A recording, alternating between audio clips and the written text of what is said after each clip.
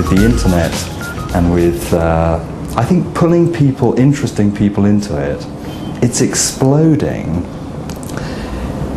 And I think, like any, almost the Cambrian explosion, any evolutionary epoch which you suddenly get massive development, there's a huge number of interesting things going on, not all of which will survive, but all of which are interesting, more interesting, frankly, than the last sort of 15 years put together.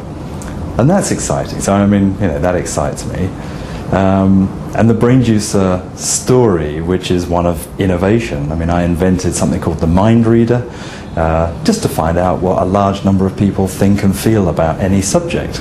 Seemed obvious to me. It uses a genetic algorithm to basically produce a learning machine. Just very simple, but it works, and it tells you what people think. Since then, we've invented new research tools. I've played around with predictive markets, so using the wisdom of crowds, something that turns a lot of market research, classic sampling theory on its head, frankly, which is always quite fun. And I'm going to talk to you particularly about creatives.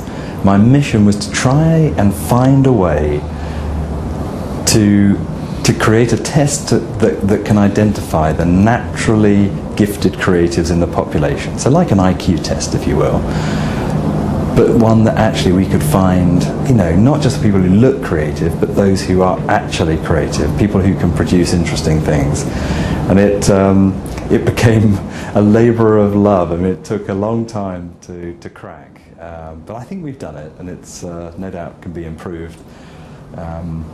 But it means that you can now have an army of creatives at the end of an internet connection, working on your project, on your brand, on your idea. And so by now you'll have got the flavour. I mean, that's what I enjoy doing, and the only way to experiment is by trying. And so when Yaroslav, asked me if I'd do the presentation for London in Prague, it was like fantastic, and I'm really looking forward to it. I've seen the other speakers; they're much better than me, so I'll be listening into them to learn, hopefully as much as you will, and it should be a fun day. Looking forward to it.